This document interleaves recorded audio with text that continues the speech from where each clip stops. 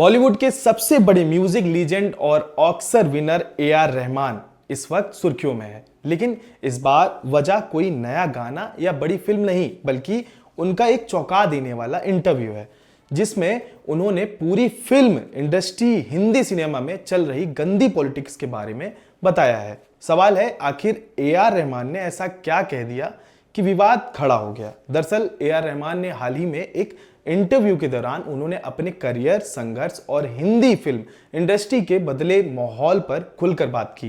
रहमान ने बताया कि जब उन्होंने हिंदी सिनेमा में काम शुरू किया तो खुद को वहां कंफर्टेबल महसूस करने में करीब 7 साल लग गए।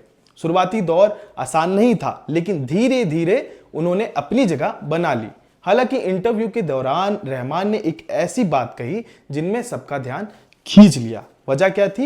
उन्होंने कहा कि पिछले 8 साल में हिंदी फिल्म इंडस्ट्री में उन्हें पहले के मुकाबले काफी कम काम मिल रहा है। ये बात इसलिए चौंकाने वाली थी क्योंकि ए.आर. रहमान आज भी इंडियन सिनेमा के सबसे बड़े और सम्मानित म्यूजिक कंपोजर माने जाते हैं। अब इन कुछ सालों में ऐसा क्या हो गया? जब उनसे पूछा गया कि क्या उन्हें 90 के दशक में हिंदी इंडस्ट्री में किसी तरह का भेदभाव झेलना पड़ा था, तो रहमान का जवाब था हाँ। तो रहमान ने साफ कहा कि उन्हें खुले तौर पर किसी तरह का भेदभाव महसूस नहीं हुआ, लेकिन इसके बाद उन्होंने जो कहा वही विवाद की जड़ बन गया। ए.आर. रहमान ने कहा कि पिछले 8 सालों में इंडस्ट्री में एक पावर शिफ्ट हुआ है। उनका कहने का मतलब यह था कि सत्ता परिवर्तन जब से हुआ है, तब से अब तक के फैसले लेने की ताकत ऐसे लोगों के हाथ में है जो खुद क्रिएटिव नहीं है। यानी लोग संगीत, कला या रचनात्मक को गहराई से नहीं समझते, वही अब तय कर रहे हैं कि किसे काम मिलेगा और किसे काम नहीं। और उन्हें काम ना मिलने का कारण रहमान का कहना था कि उन्हें हिंदू मुस्लिम भेदभाव के कारण ऐसा अंजाम भुगतना पड़ रहा है। आपको बता दें, रहमान पहले हिंदू थे। पिताजी के डेथ के बाद बचपन में वह मुस्लिम धर्म अपना लिए। रहमान ने बहुत संभल कर और शांत तरीके से यह भी कहा कि ये सब बातें उन्हें सीधे तौर पर नहीं दिखी। उन्होंने यहां तक कहा कि शायद भगवान ने उन्हें इन चीजों से बचा कर रखा हो, लेकिन उन्हें यह महसूस हुआ कि इंडस्ट्री का माहौल बदलता ही जा रहा है और फैसले अब क्रिएटिव लोगों के बजाय कॉर्पोरेट या मैनेजमेंट सोच से लिए जा रहे हैं। इसी पर यूपी के पूर्व मुख्यमंत्री अखिलेश यादव ने क्या कहा, ये भी सुनिए। मैं सुना नहीं उन्हें, लेकिन मुझे खुशी है इस बात की कि मैं ए.आर. रहमान का बहुत बड़ा फैन रहा हूँ और उनके गाने रिलीज होने से पहले ही टॉप चार्ट पे रहते थे। जब तक लोगों के बीच में आते नहीं थे तो उससे पहले ही टॉप चार्ट में दिखने लगते थे।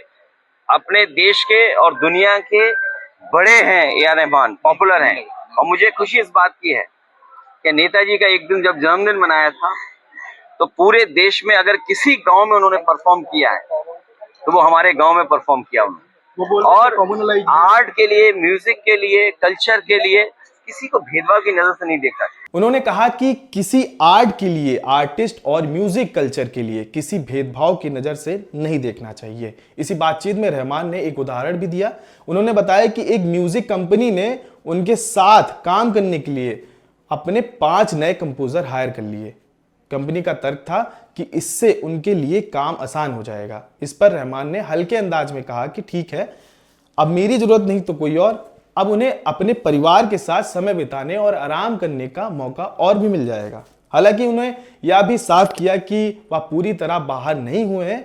आज भी वह कई बड़ी फिल्मों में काम कर रहे हैं। इनमें से सबसे बड़ा नाम है रामायण, जिसे भारत की सबसे बड़ी फिल्म और सबसे महंगी फिल्म बताई जा रही है, जिसका बजट करीब 4000 करोड़ रुपए है, जिसमें रणबीर कपूर मुख्य भूमिका निभा रहे हैं। लेकिन सवाल अब भी बना हुआ है, क्या ए.आर. रहमान इशारा किसी खास लोगों पर या सिस्टम पर कर रहे हैं? क्या सच में फिल्म इंडस्ट्री में क्रिएटिविटी लोगों को हटाकर गैर क्रिएटिविटी वाले लोगों को लाया जा रहा है, या ऐसा सिर्फ समय के साथ बदलते इंडस्ट्री की सच्चाई दिख रही है? ए.आर. रहमान ने किसी का नाम नहीं लिया, किसी पर सीधा आरोप नहीं लगाया, लेकिन उनके शब्दों ने बड़ी बहस छोड़ दी है कि क्या आज की फिल्म इंडस्ट्री में कला से ज्यादा कंट्रोल और पावर अहम हो गई है। बाकी आपकी क्या राय है, हमें कमेंट में बताएं और ऐसी ही खबरों के लिए जुड़े रहें मेरे साथ संवाद लाइव। धन्यवाद।